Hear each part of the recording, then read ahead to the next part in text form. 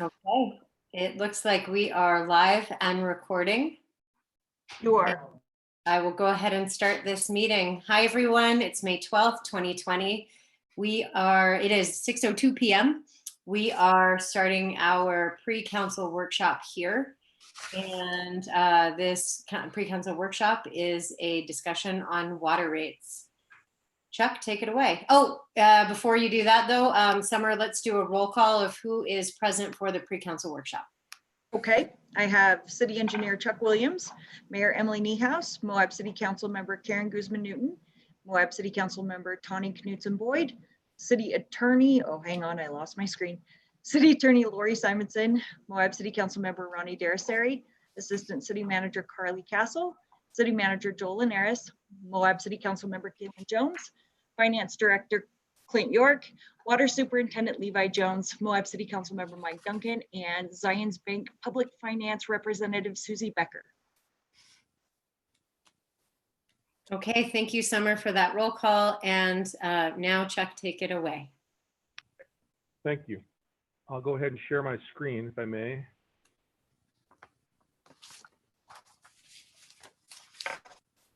Can you see that all right? It looks good. Okay. So after the last workshop, I looked at our notes and worked with Zions Bank and with Clint and tried to come up with some other options because it was sort of clear that options 1 through 5 as presented last time might not have met the goals and objectives of council and these times that we're in. So we went and came up with some other scenarios, and I'd have a shorter presentation this time, so I won't try not to take up much of your time, but I would like to kind of hit a couple of highlights. I've pulled some of the slides from before that you've already seen, but a couple of them I've left in there in case we have new people participating and watching tonight so they can understand a little bit more about our systems and about the needs as well as the options. So if I may.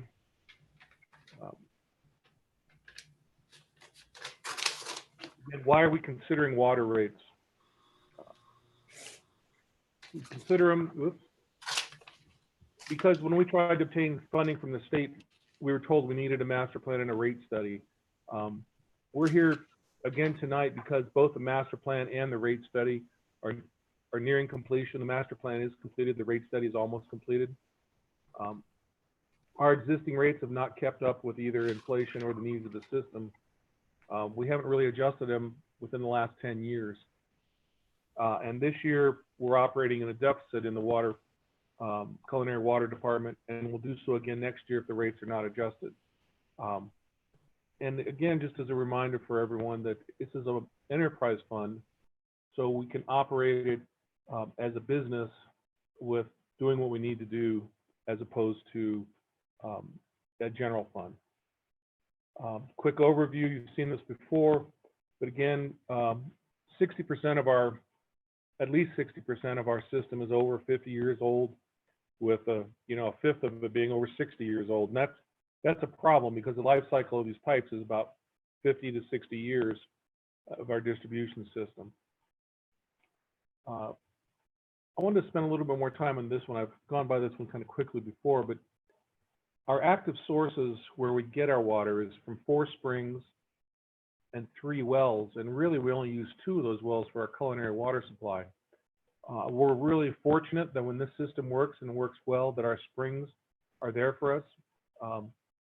But if we were to enter into some type of an extended drought or things were to change underground, springs could be reduced in flow. That's happened before. I'm not predicting it, but that's not really a robust source system for a town of our size, in my opinion. We have 3 1 million gallon storage tanks, which is good, and they're well positioned, but we have a need for more, and we'll talk more about that. About 48 miles of pipe in the ground in the city of Moab. We have 1,746 residential and 562 commercial connections, which I think is interesting because when you look at that, it's about a third, about 25% of our system's commercial and the other 75% is residential, about.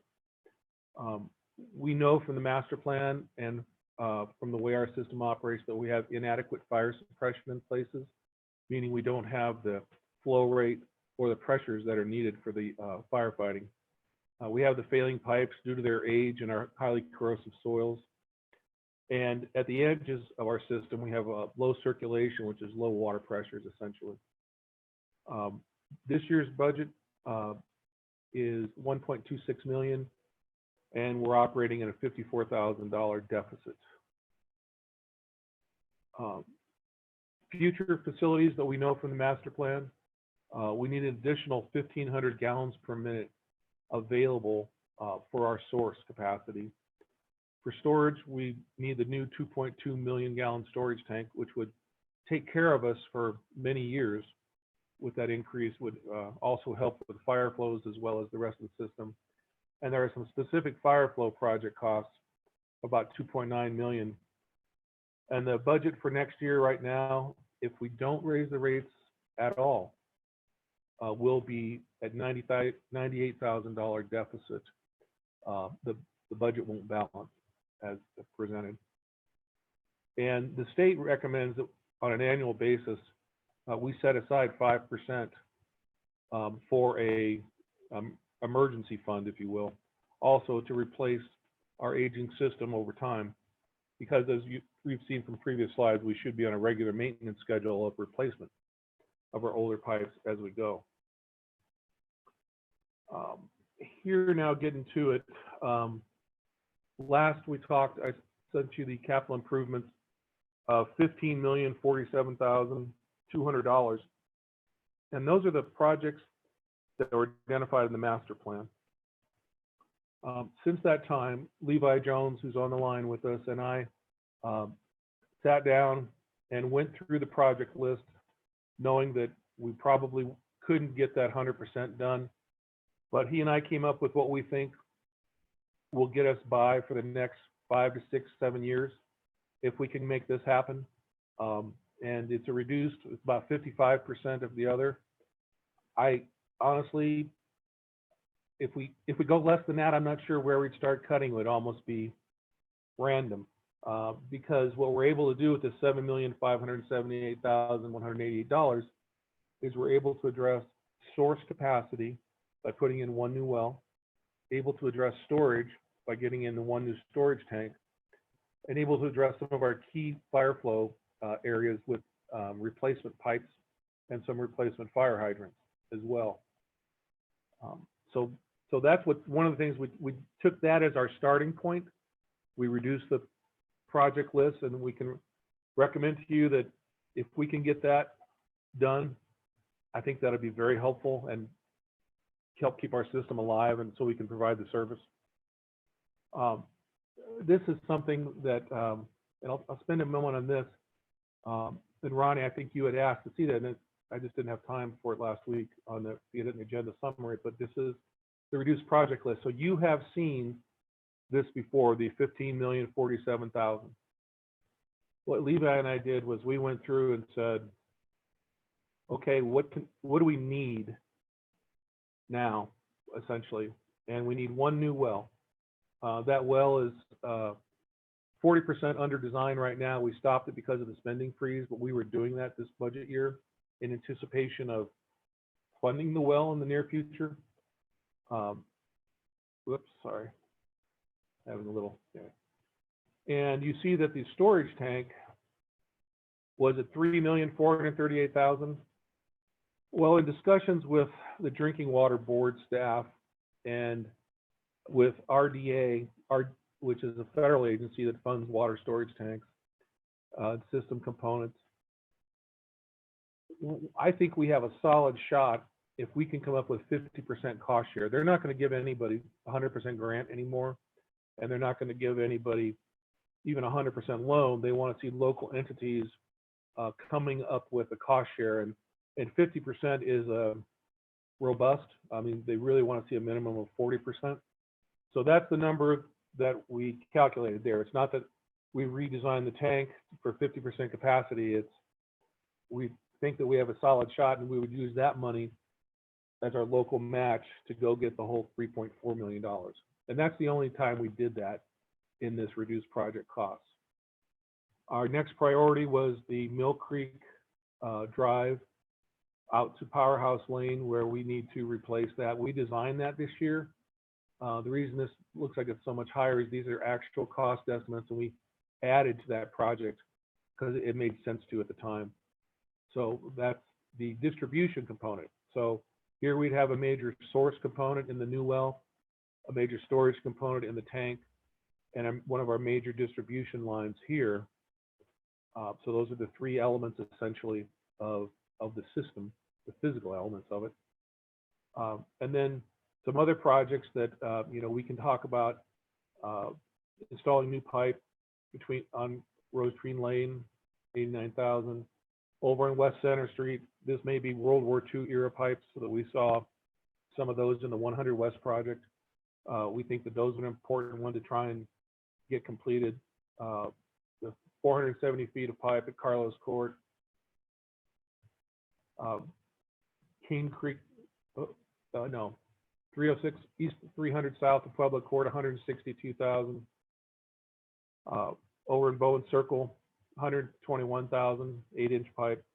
Again, we have a lot of parts of the system don't even have 8-inch pipe. 8-inch pipe is our minimum standard for pipe. It'll help give us the fire flows. It's one of the reasons we need to upgrade, besides the fact that they're old and failing. And then Bartlett Avenue between 500 West. And then down at the bottom is an important one that was in as just another project, and I realized before we hadn't called it out, is $800,000 to optimize and secure our existing facilities. And by that, I mean that there are some things that we could do within that amount of money that would help give us a more secure system, both from a physical standpoint and from a delivery standpoint, as well as our well houses and spring houses need to be repaired. And we should have some available parts online that we don't have. When Skakel Spring went down, Levi, was it last winter or the winter before? Last winter. Yeah, last winter. Levi and his crew had worked together with us, and we had to get pumps rebuilt and motors replaced, and we had no spare parts, and we were able to do it. But in a different scenario, it could have been a much worse of an outcome. So that would be helpful to do. So that's where we came up with this reduced project list. You see that there's still plenty of other needs here as identified, but we realized that the rate increases to take care of that 100% project list probably, my read on it from last workshop, wasn't going to happen. So we also did a comparison. I think, Ronnie, you had asked us to go find the average median income. And so what's published by HUD is the family median income.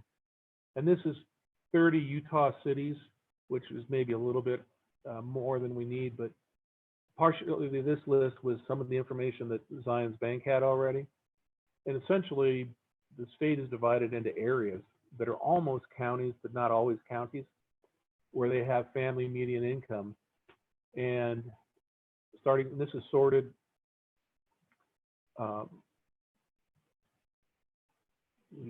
this is sorted from highest almost to lowest.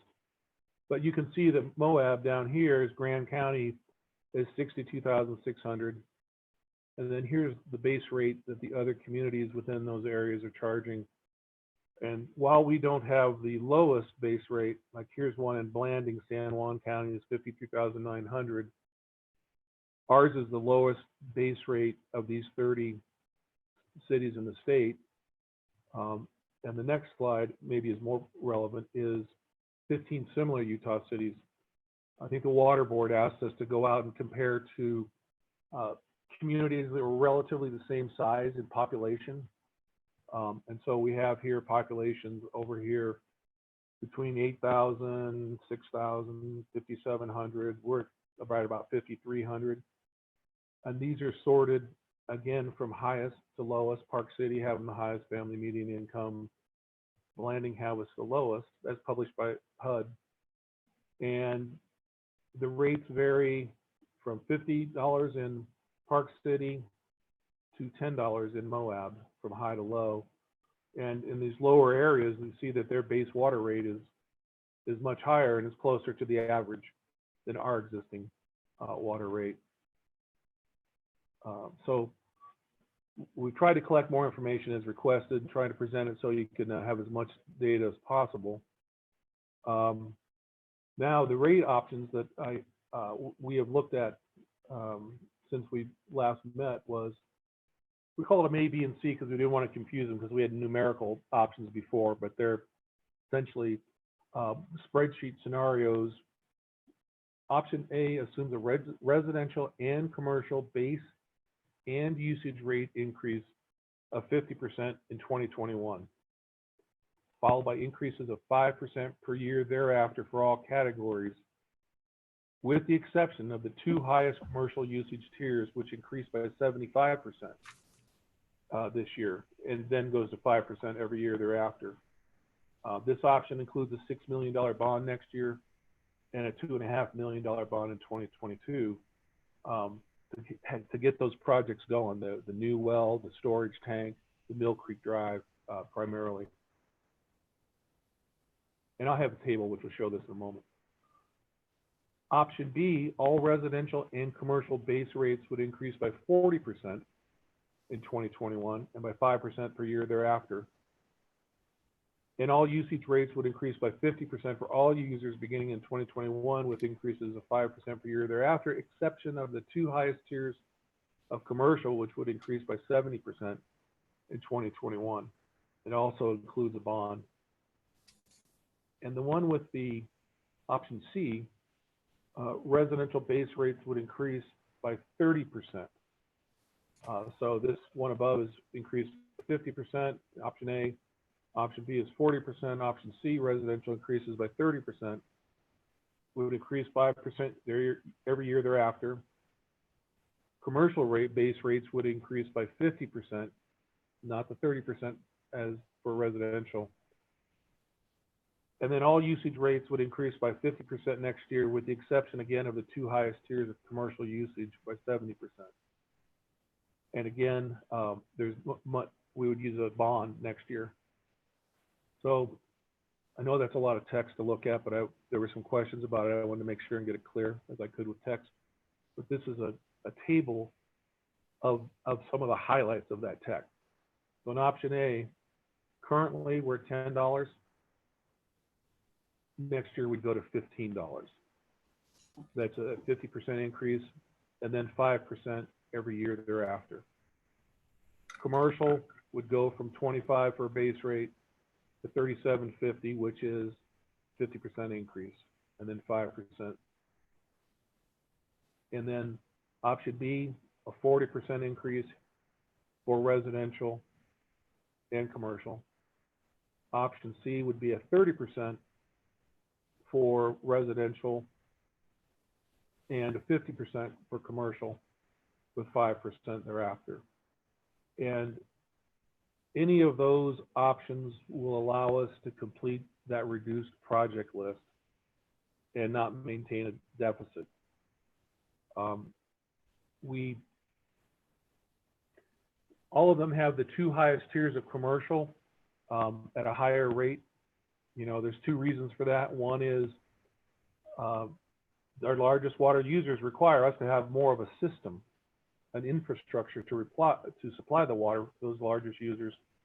So we can make an argument that they should be paying for those improvements and the maintenance, take care of that part of the system. And the other is that commercial costs get passed on to the visitors, essentially, to the users of the business, their customers.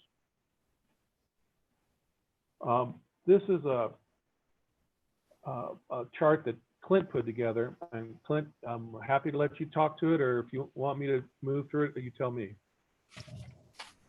I'm fine either way, Chuck. Why don't you go ahead? I'll point for you. All right, so on this, I wanted to break it down for, you could look at that different ways for both residential and city and commercial. So the first portion here, you'll see in the left, is kind of that 3,000 benchmark for residential, which currently you've got your $10 base fee because of the 2,000 gallons used, plus 75 cents for every 1,000 gallons used there forward. So that's 10.75.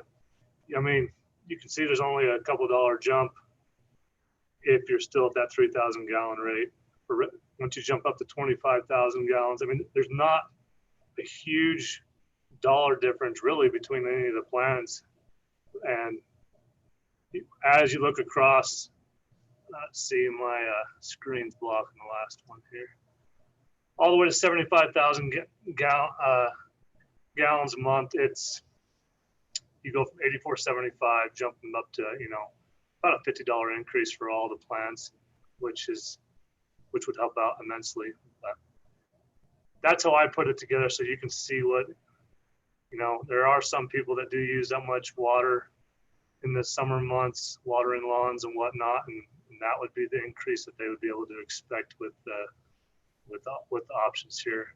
If you jump down to commercial, there's a little bit more of a difference for the base rate of that small rate of 3,000 gallons a month. As you can see, between 37.50 and 35, like Chuck said.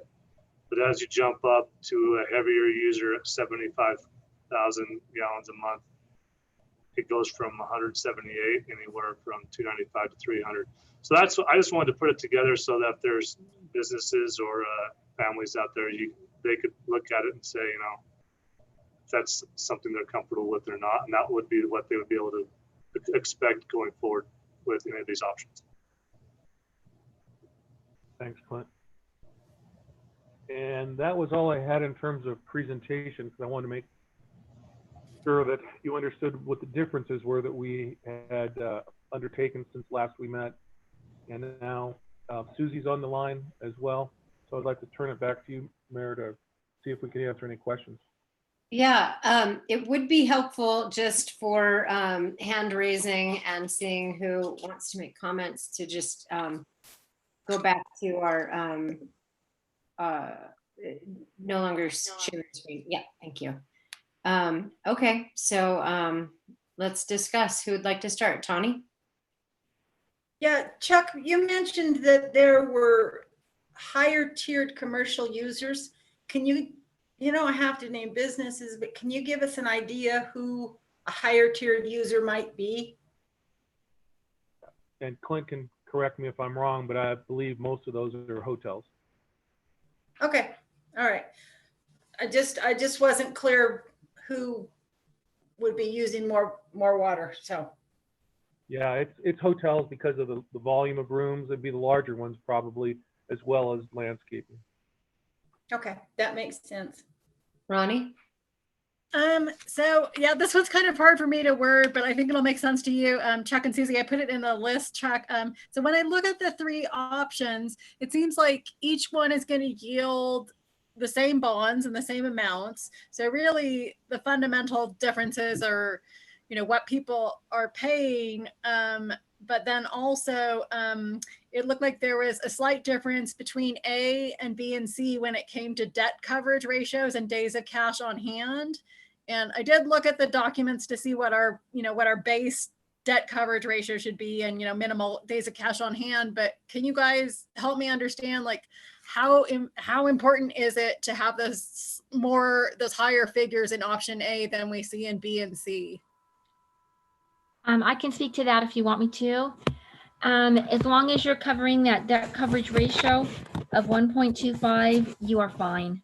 It doesn't really matter if one's going to give you 1.89 and another is giving you 1.62. You have plenty of debt coverage ratio. Same on days cash on hand. We would like to see you keep 180 days cash on hand. If you get down to 150, you're going to, that's the absolute basement where you want to go before you affect your bond ratings. So we just kind of have watched for that window and made sure that you stay above 150 days. And you can't keep it even every year because you don't spend the same for capital every year. So that's a number that goes up and down. So as long as we're not having a trend where we're just spiraling down, we're fine. So I wouldn't worry about those numbers at all, to be honest, as long as we're within the it's within the parameters I've set forth. Okay. You know what, you need to get them so high, Okay. 3,000 days cash on hand. At that point, you're going, well, wait a minute, I don't need to raise my rates so high. I can pull back. Oh, But okay. you can't look at it year by year. You have to look at it over the trend of the 10 years, I think, or 5 to 8 years, and make sure you're staying within the parameters. And we try not to go below, like I said, the 150, 180 in any of that time, but it will go up and down. You'll have years that are higher, that are 300, 400 days, like right after you issue a bond and you haven't used it all the next year or something, of your payments. That's normal. We're just looking for the low years and over a period of 5 to 8 years. Okay, great. And then I was just going to ask Chuck, can you just reiterate? I think I get it, but maybe it's helpful if I hear it again.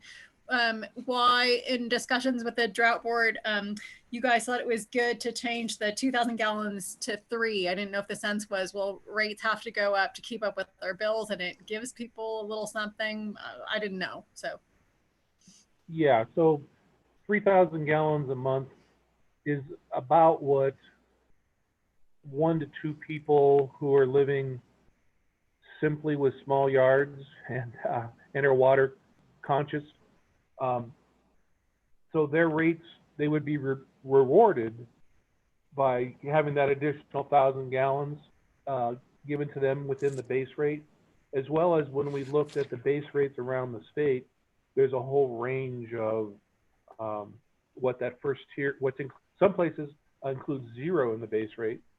Others include up to 5,000. So the 3,000 was for 2 reasons. I think primarily my read on it from the water board was, let's make sure that the people who are at the lower end of our economic system and who do support water conservation are rewarded for it, if you will, by that. Okay, cool. And just one last one. In the past, the parks and the golf course paid 54 cents a gallon, and Clint pointed out in his answers to me that it looked like the golf course would start paying the commercial rate. But when you look at the rates comparatively per gallon, I mean, I guess some people might look at that and say it seems low, but I'm assuming it looks low because those are all things that serve the community and have a communal purpose. But I didn't know if there is another reason. I'm just saying, to the layperson, it might look low by comparison, but I'm assuming there's a reason for that. Thanks. That's Clint, it. Clint, do you want to address that? I think that's how it's been in the past, and that's when we dug in further in the golf course. That's the amount that they were charged, and that was changed in that document. But other than that, I think it's just because it's more of a public use property, I would say. And so that was the rate that has been charged. Mike?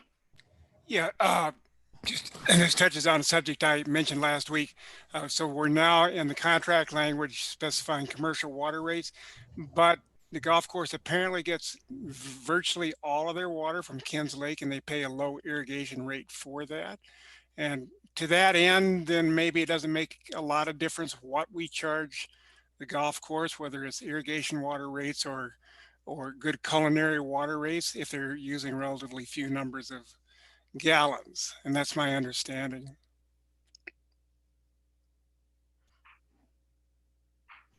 Thanks for sharing Yeah, that.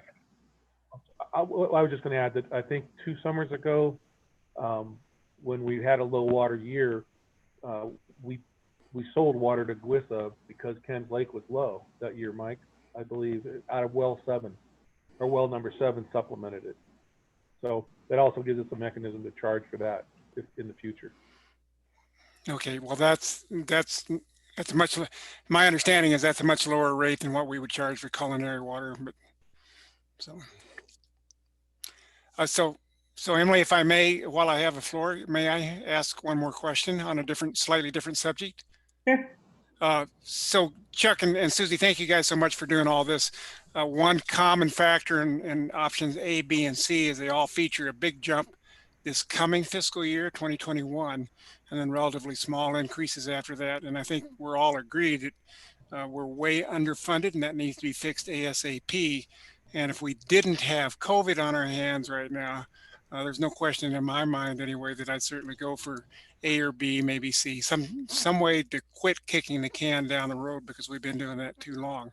Having said all that, with COVID doing a big impact on businesses and residential incomes here this coming year and likely to last at least another calendar year, one thing you guys haven't thrown out that I will throw out and we can talk about later on is, for example, to take option A, instead of having a 50% increase this coming fiscal year, split it into say 25, 25 and 2 successive fiscal years, some way to ease the impact on residents and commercial businesses, both of whom are going to be hard up for income this coming year, to hit them with another water rate. And again, Chuck, there's no question that we can't do this very long, but maybe we can do it for 1 year. I just want to throw out that option. Susie, do you want to talk to that? What do you think the impacts of a 25 and 25 in consecutive? Right. So a couple of thoughts. It's a good question, and I think we're all really sensitive to that right now. So here is the issue. I was just looking back as you were talking at when the capital projects are needed.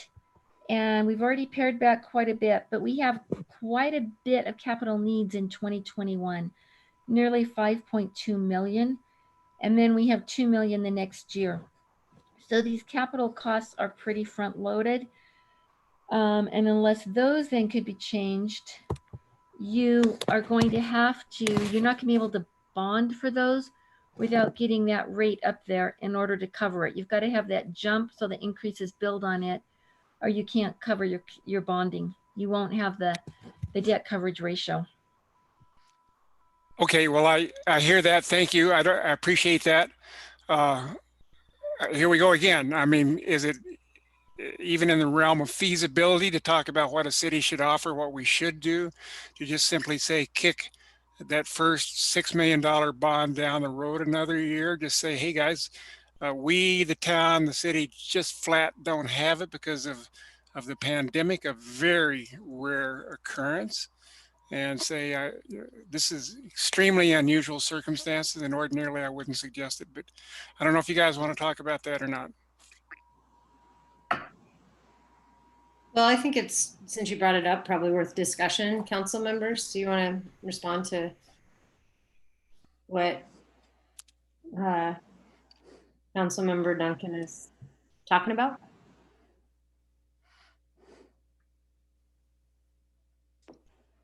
I wouldn't mind seeing a scenario with that, seeing how that plays out. Maybe an option D.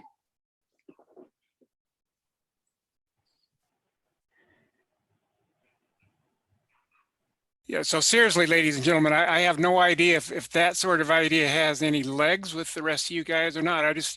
I mean, all you have to do is read the newspapers and see the economic turmoil that's going on all over the country, including ourselves. So if you want to make special exceptions for that, then at the risk of a further deteriorating economic picture for ourselves, there's no question about it, and running the risk of expensive line breaks later on because we put it off too long. That's, I don't know. You may or may not want to consider, and I'm happy either way. I just wanted to throw out that idea because COVID is a very unusual thing. Other council members, what do you guys think? Karen? I would ask Chuck, in his professional opinion, what if you could see, any of those projects that could be deferred for another year, or is it, does it feel like it's we're trying to get ahead of any sort of emergency situation with? Yeah, so I was thinking about that as the discussion continues. If we have to, we will. The distribution system on Mill Creek is important. That's one of our main feeders into the city. The redundancy in the well, by having the new well, is important. I don't know that any of if we had to put one off right now, and I don't know what Levi would say, but I would say we'd put off the storage tank because we're not sure of that money anyway. But the 800,000 for the optimization and security, I think we absolutely need. I think we'd absolutely want to get the new well in if we can, and that Mill Creek in, and we'd put off the storage tank for another year. Would it right now be my thought? Levi, I don't know. What do you think? I would agree with that 100%, Chuck. If we don't have the water, we can have the tank, but not have the water to fill it. So we need the water first. Kaylin and then Ronnie. So are there any advantages to bonding sooner in the current economic conditions?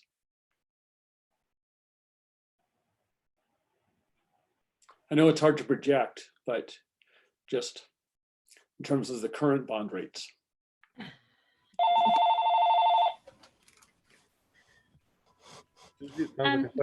We could certainly ask Alex his opinion on the bond market, but I think we've all been surprised by the rates and what's going on. We've seen unusually low rates, and we're in uncharted territory right now. I'm not sure any of us really know what rates are going to do going forward. Yeah. Okay, and then Chuck, in terms of water capacity to fill the tank, I'm under the impression that the tank provides redundancy for exceptional fire demands. Is that the case? And for growth. It does both.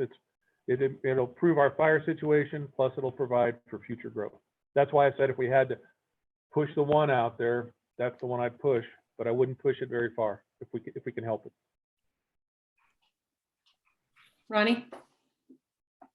I mean, obviously we're all concerned about burden on people of cost, but I guess part of what makes this difficult for me and all of us is it's very hard to assess risk. And having had that fire at the apartments a few years ago and potentially having our hottest year on record coming this year, I don't know, it's very hard for me to weigh risk if we had a big fire year, not like we're going to have it built already this year, but it's hard. But I feel a lot of pressure to get those things that we need for higher water flow and redundancy just for community safety. So again, but it's very hard to weigh that with people's financial situations right now. Personally, I feel a lot of pressure to keep that going, but neither one is easy. These rates would go into effect July 1st. Yes. Kaylin, you had a question? Yeah, so Chuck and I had a short conversation yesterday because in reviewing all the, I think, 8 options that we've been presented, as well as the rate comparison, I have been struck by how low our base rate is. And so and many of our options don't really ramp it up that close to what other communities typically do. So I was curious about that. And Chuck shared with me some of the motivation for having the benefits of having a relatively high base rate in terms of us having a more stable income stream. And I wondered if it was represented a fairer allocation of costs, of basically fixed costs for all users. So Chuck, I wonder if you could share with the council what you told me. Sure. And Susie can chime in too, but part of it is, think about it, our base rate almost, if you will, the discussion that's going on now with property tax versus sales tax. The base rate is a more stable income source because the usage rates can fluctuate up and down. We have, the statistics. So generally speaking, and I learned this from Susie, and Susie will correct me if I'm wrong here, that they like to see, they being the funders, like to see base rates taking care of like 40% of our revenue source, in that range anyway, 40-45%. At least. And okay, Susan, maybe go ahead and finish for me there. You would. No. There's just more volatility in the usage was all I was going to say. I don't want to jump in on you.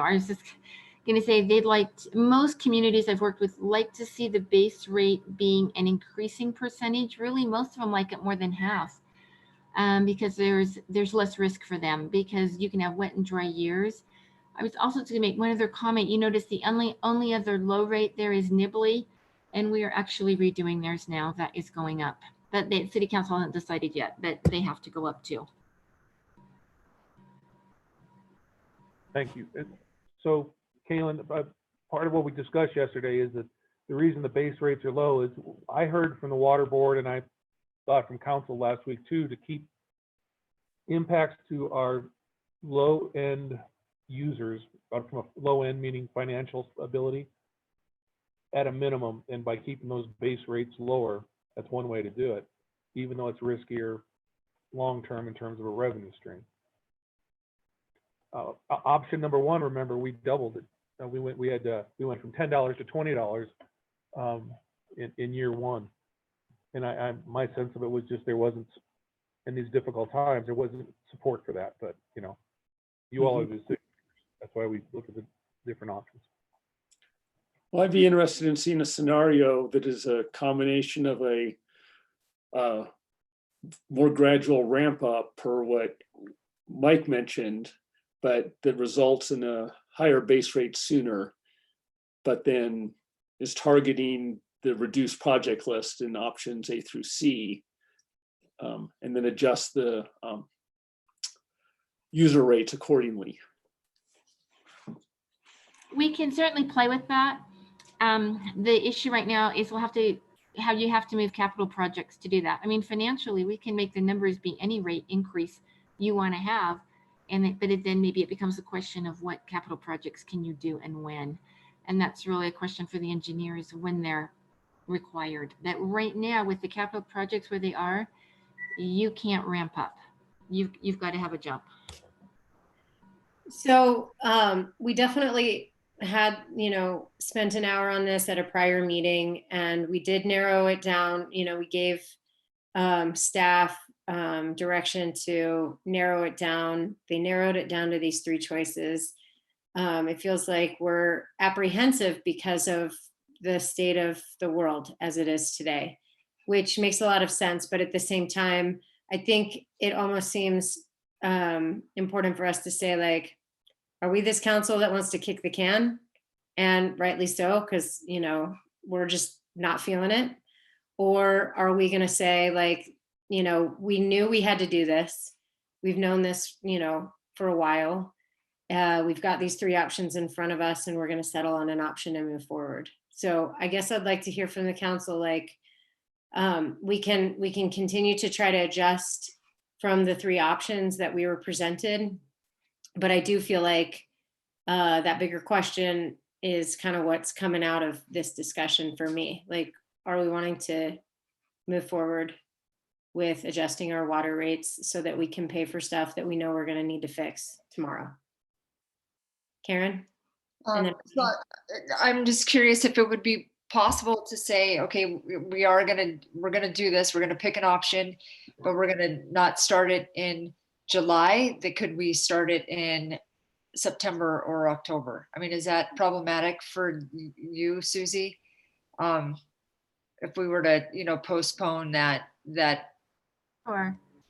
You know what I think we would do is just take that rate, because it's projecting total revenues, and maybe multiply it in that first year by 75% to show the revenues we'd be getting off of that higher incremental part in the base rate. So we just sort of a blended rate for the year. So you stay where you are for 3 months, if that's what you're saying, and then jump up to the higher. We could see what it does to our revenue. It might make us fall a little bit short, but we could probably tweak a few other things here and there. But it can certainly be done in the model. We can come up with, don't quote me, any numbers you want, but it's in just what you can afford to pay for. So I think what you're proposing, Karen, is let's look at three options and maybe look at implementation in October, when we're hopefully more financially stable than we are going to be July 1st. July, August, September. So that would be 3 months. And then Susie, you're saying, yes, we could do a blended, and it's a little bit more work, but at least it says to the community, we know the next 3 months are going to be pretty tricky. So it's not going to be that much saving for those 3 months.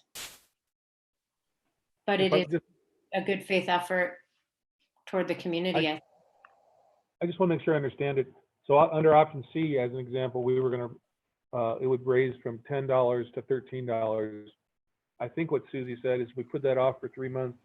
It might have to be raised to $14 in October 1st to make up for the lost revenue of the first 3 months of next fiscal year. I think that's what I heard. And I hope that's your understanding too. If we Is go that back to it. Is that what you said, Susie? Is that right? Unmute. I think it's the same principle, exactly what Chuck is saying. You're going to be short. Either you have to cut capital projects or you're going to have to jump it up more when you do it to cover them and leave them where they are. You know, option C is pretty minimal. You're only going to $13, which after Nibley does its increase, you're still going to be about the lowest in the state. But I know the timing is bad. I think the issue here for you is you are have an incredibly low base rate. And so I think anything you can do when the time's right for you to increase that is where you need to go.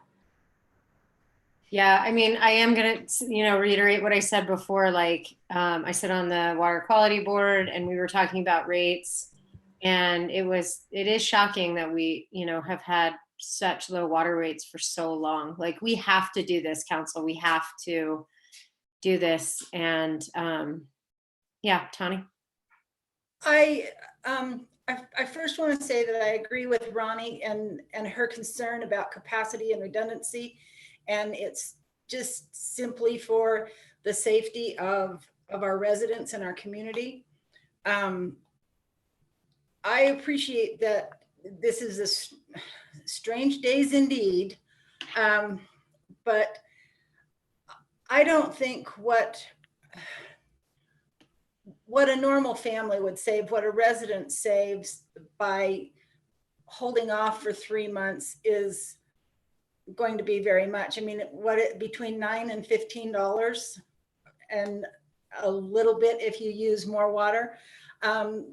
Businesses will have a little bit steeper increase, but I don't think we can keep pushing this off even for 3 months. I think it sends a message that we're not willing to make a hard decision even in hard times. And there's not a reason that we have to stay at the lowest rates in the state. We don't have a really high family median income, but we're not the lowest in that either.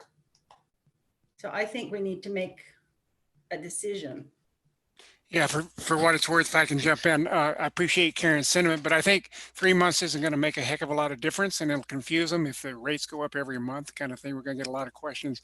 May I suggest, folks, that there's a public hearing coming up. We haven't heard from residents, and it'd be interesting to see how much pushback we get. I can see how any of these options, if we sell it well, they may say, well, gee, I guess that's the way it's going to go, and somehow we'll get through all this and we'll front the bill and let's do it right. We may get that reaction, and we may get a reaction saying there's no way in hell I'm going to pay extra water rates when I just got laid off for 6 months and I'm looking at another 6 months. So I suggest that we collect some feedback from the public and then decide what the right thing is to do. Well, and we do have, it set for, we have the public hearing tonight, but then we also do have it set on our agenda for further deliberation. So, Ronnie. 2 really quick things. I didn't know, do communities ever, I don't even know if you can do this, but we've had these discussions about wanting to help people produce more food in the valley, and then also, under these circumstances, do more gardening. And I didn't know if any community ever has found a way to offer a little bit. I could see how someone might think that, but then they're like, I'm going to use more water, and the rate per gallon isn't huge, but it is something. And I just didn't know if a community has ever found a way to look at food production as some kind of little break or something. But my final question is just a process one, because I know that we have the public hearing tonight, but really what I thought were the best documents that we had to look at council members were the Zion's water rate study and the options that Chuck sent us, and the public hasn't seen those. So I put a process question on the shared document. When does the public get to see those? And are they going to have a separate public hearing where they can respond to those? Because that does seem like critical information and they haven't had a chance to see it.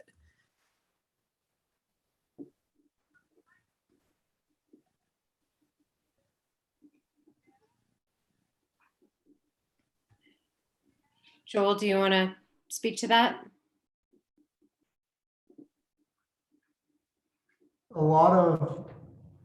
There's the documents we prepare that are for the meeting, and then there's work product documents we're creating as employees for your consumption. Those are public records. They are for you to pass out and give to community members as you see fit. Obviously, we put hours and hours and hours and documents after documents together to make all this stuff work. I don't know that we as a staff are always the best to decide where the work product ends and where public documents begin. If we've provided you something that you feel is a public document that they would really benefit from, share it. I mean, if we've shared it with you, we don't have issue with that. I have no problem with having as many public hearings as you guys would want and sharing as much material as you would want. So if you want more public hearings to share more documents, that's fine. But I would leave it to you guys to determine. You know, we prepare the standard materials that go into a packet to create an agenda item. As far as our work product, we have files and files of this stuff. So that's a hard call for us to make to determine what should be included as a public document and what's work product. I'm not trying to avoid the question, but we try and keep it standard as to what we provide so it's consistent and everyone sees the same things and it makes sense as to what we're trying to do. But obviously I have no objection to providing all that material or providing whatever you guys need or feel like it's public. I have no objection to you holding another public hearing and providing more of that material, sharing what Susie's prepared for you guys. And we shared in the last public meeting. It was during the last work session. Susie pulled it up. It was on screen. She was using it. I mean, you know, it's there to be had. I don't want to act like we don't want to share it. We have no problem sharing it. That document Susie prepared has been presented in a meeting on screen. So we have no problems with that whatsoever. That's for you guys to decide. Summer, I just want to double check with you regarding the public hearing. I'm looking right now and I just want to make sure I'm looking in the right place, that we've got 4 citizens to be heard comments, but no comments regarding any one of the 3 public hearings. Is that correct? That's correct. So just to, provide that information. Well, it's 6:55. We are in just a few moments going to be moving into our regular meeting. We won't have public. We are past the deadline of submitting your, comments for the public hearing at this time. But we do have time on our agenda under old business to continue this discussion. We won't have Susie. We won't make you stick around until we get to that item, of course, Susie, but thank you for being with us for this conversation and this workshop. Thank you. Let me know what else I can do to help. It's always a challenging decision and it's compounded for you folks giving the timing. For sure. Thank you for that understanding and thanks for working so hard with staff for us. Your staff is wonderful. I know you're down to your time wire, so I won't delay it, but I just have to say they've been absolutely incredible, all of them to work with. I really enjoyed it, so thank you. That is always really great to hear. Thanks, Susie. Summer, logistically, are we to? We hang up, we end this meeting and we'll start the regular meeting. So everybody will need to rejoin. Okay, before we hang up, I just want to say thank you to Chuck and Levi for being here and talking through this workshop with us. We very much appreciate it. And I'm sure you realize why this is much more difficult of a decision to make than in regular times. So appreciate the patience on that one. Thank you. Chuck, Thank you. Can I just ask you a quick question? Chuck, could you just send over that, the A through C list to council? Do you want that final You've got slide, it. the one that Clint put together, that final slide, Karen? Yeah. Yes, that'd be great. For our discussion later, sure. Yes, please. I think it's an attachment to an email he's already sent us, Karen, if I'm not mistaken. Okay, it is, because I cannot, Yeah. You want to just pop it over? yes, Could I send you please. could I send you the whole PowerPoint? Sure. I'll Thanks. do that. Thanks, Chuck. Appreciate it. Thank you all. Yeah, we'll reconvene here in 3 minutes. See y'all soon.